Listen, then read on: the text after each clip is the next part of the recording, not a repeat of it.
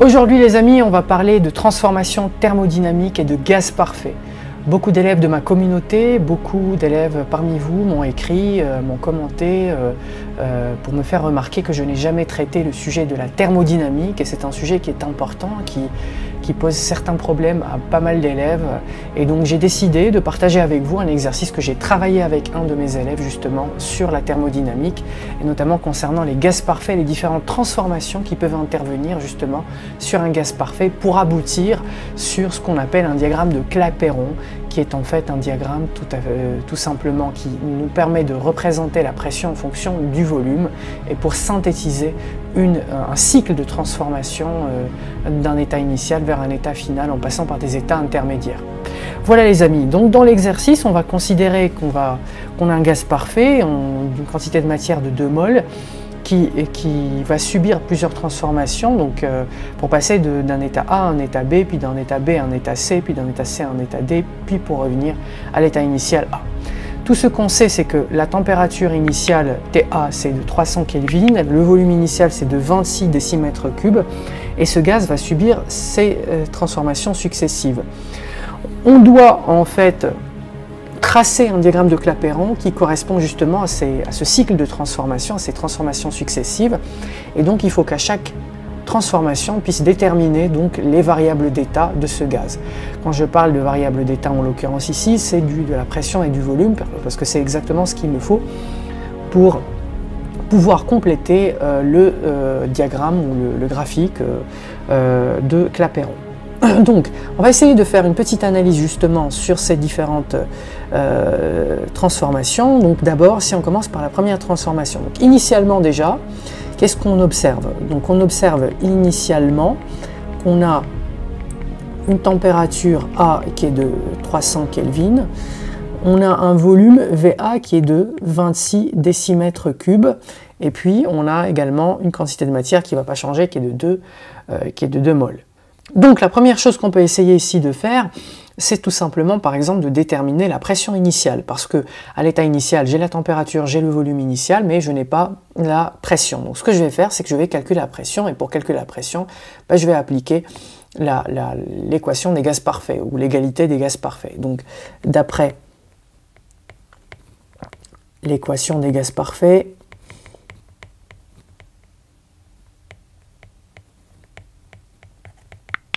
qu'est-ce qu'on peut écrire? On peut écrire que la pression A à l'état A fois le volume à l'état A, c'est N fois R fois la température à l'état A. Donc PAVA égale NRTA. Donc ce que je sais ici, ce que je connais tout simplement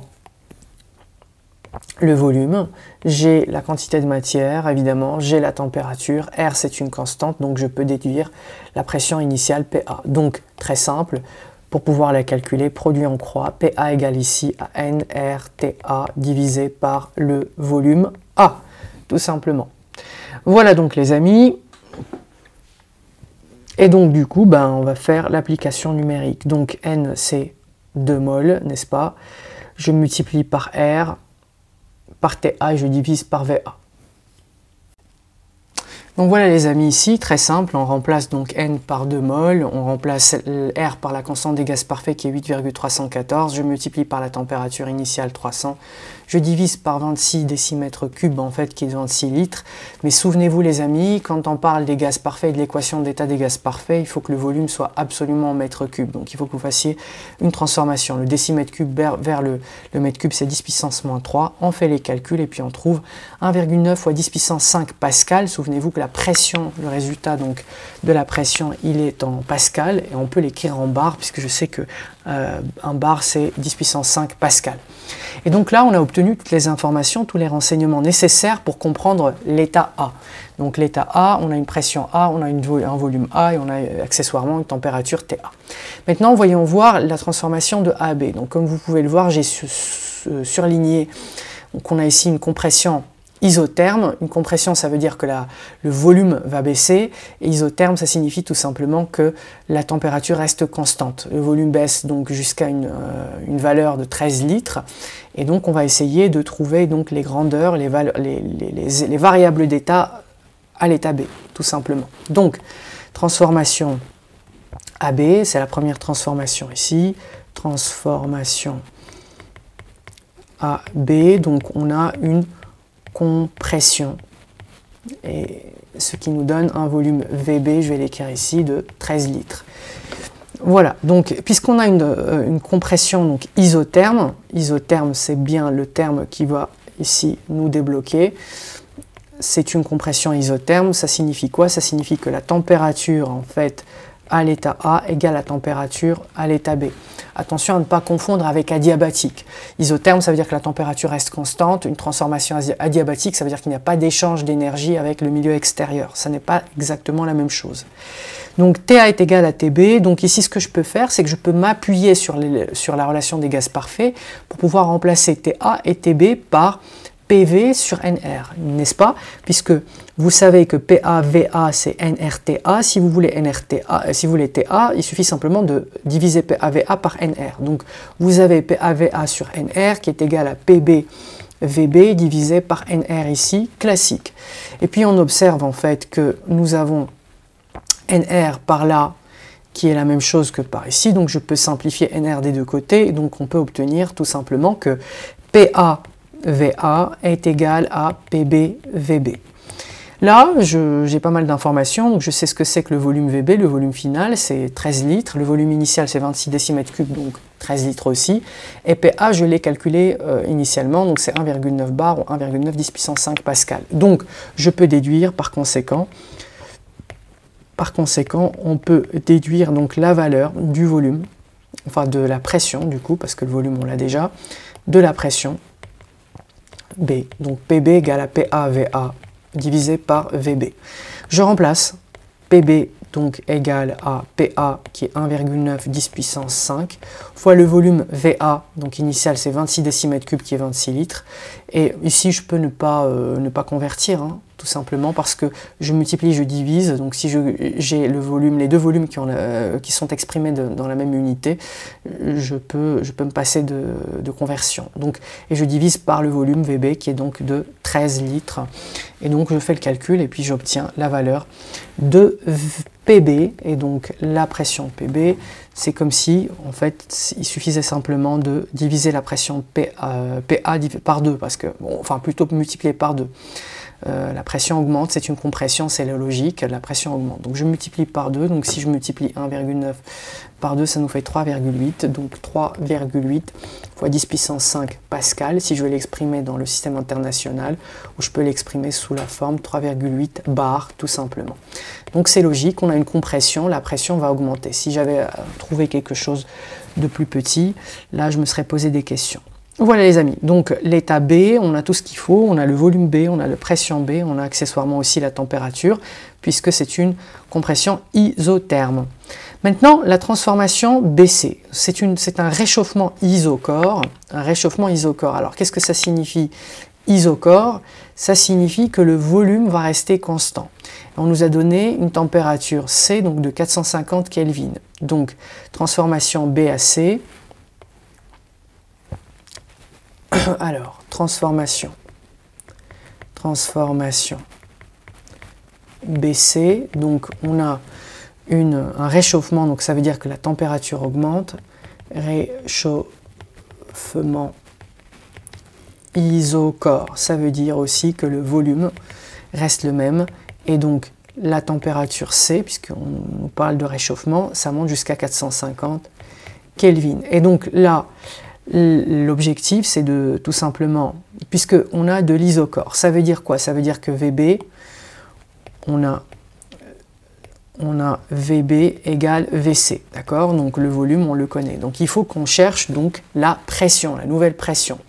Alors c'est un peu comme tout à l'heure, je vais appliquer encore une fois l'équation d'état des gaz parfaits, puisque je sais que PV égale NRT, donc si je veux exprimer le volume, je peux l'exprimer tout simplement en écrivant NRT sur V, enfin ça nous donne la pression tout simplement, d'accord?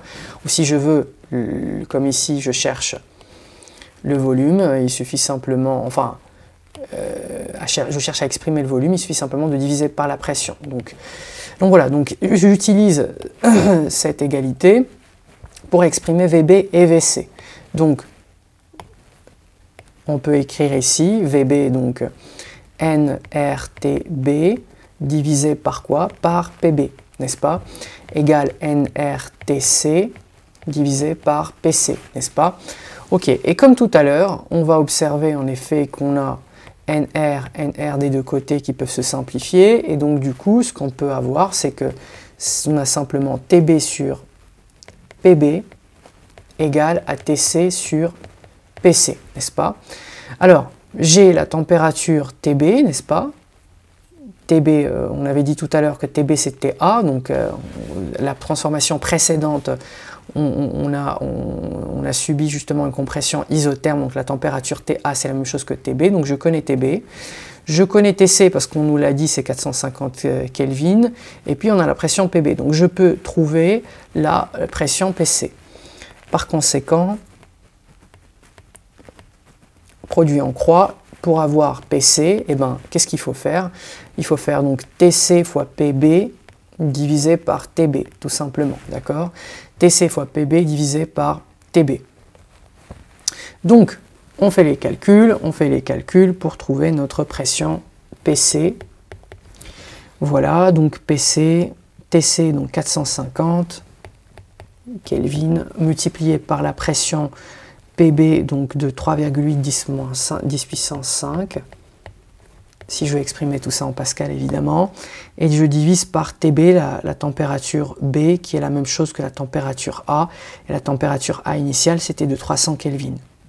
Donc je fais les calculs et je trouve la valeur que je recherche. Donc ça me fait 450 fois 3,8 égale divisé par 300, 5,7, donc 10 puissance 5 pascal, ou bien 5,7 bar, tout simplement. Et donc, on voit bien que ici, la pression a encore augmenté. Donc, le réchauffement, l'augmentation de la température ici va s'accompagner d'une augmentation de la pression, tout simplement. Et donc là, l'état C, on a ce qu'il faut, tout simplement. Enfin, l'état B plutôt, on a l'état C aussi, effectivement. On a PC, on a le volume VC, qui est le même que le VB, et puis on a la température également, on a tout ce qu'il faut. Allez, transformation suivante. Donc là, on a fait B à C, maintenant de C à D. On a une détente isotherme ici, une détente isotherme. Donc détente, ça veut dire que le volume va augmenter, n'est-ce pas? Isotherme, ça veut dire que la température reste constante. Donc la transformation CD,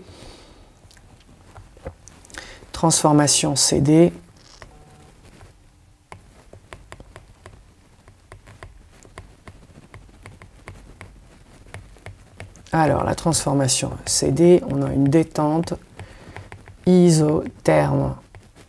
Alors, qu'est-ce que ça signifie? Isotherme, ça veut dire que la température C est égale à la température D. Ok, très bien. Donc maintenant, qu'est-ce qu'on peut exprimer? On peut utiliser exactement la même chose que tout à l'heure, n'est-ce pas? Et donc là, il y a une petite astuce que je vais vous montrer tout de suite. Donc TC égale à TD, ça veut dire quoi? Je peux remplacer comme tout à l'heure, PC fois VC divisé par NR. Et ici, on peut dire PD fois VD divisé par NR. Je peux simplifier des deux côtés, donc par NR comme tout à l'heure, n'est-ce pas? Et donc, on peut obtenir tout simplement PC fois VC égale PD fois VD. Voilà. Alors, le problème, c'est que ici, vous avez effectivement, qu'est-ce qu'on a comme information? On sait la pression PC, on vient de la calculer.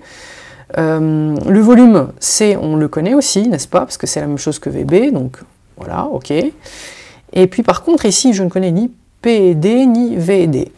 Mais je peux, et c'est là où le piège, en fait, beaucoup d'élèves ne le voient pas, c'est que je peux avoir une longueur d'avance en regardant la transformation suivante. Qu'est-ce qui se passe à la transformation suivante? Qu'est-ce qu'on nous dit? On va avoir de D à A un refroidissement isochore. Donc de D à A, on a isochore, d'accord? Ça veut dire quoi? Ça veut dire que le volume VD va être égal au volume VA. Mais le volume VA, je le connais déjà, d'accord? Donc je connais aussi VD, n'est-ce pas? Donc là, je prends de l'avance sur la transformation suivante et j'utilise le fait que la transformation suivante est isochore pour dire que le volume VD égale au volume VA, parce que je boucle. Donc comme la transformation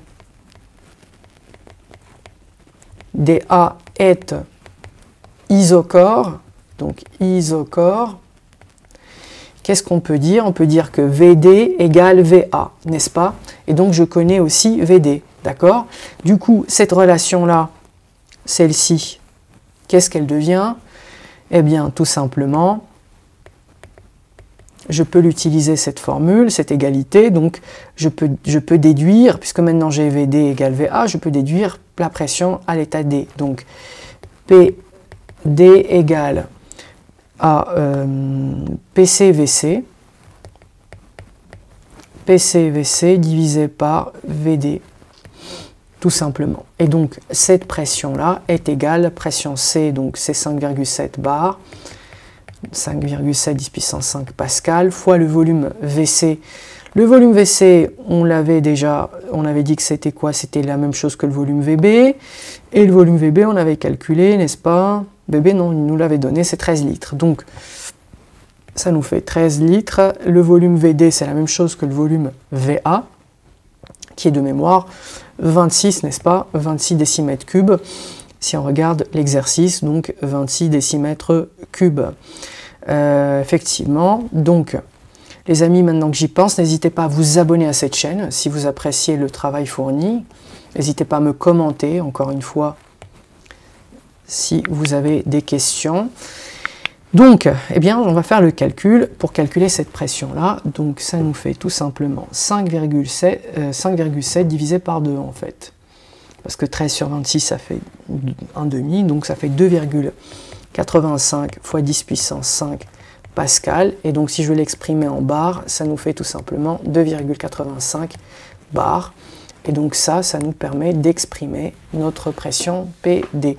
Donc à l'état D, on a la pression D et on a le volume, donc D qui est le même que le volume A, d'ailleurs, qui est ici, égal, donc le volume A, c'est 26 décimètres cubes, ou 26 litres tout simplement.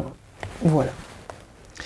Voilà, donc maintenant, il nous reste la dernière transformation qui est quasiment finie, en fait, parce que la transformation de D à A, on reboucle, on a l'état D, donc l'état A, on l'avait déjà au début.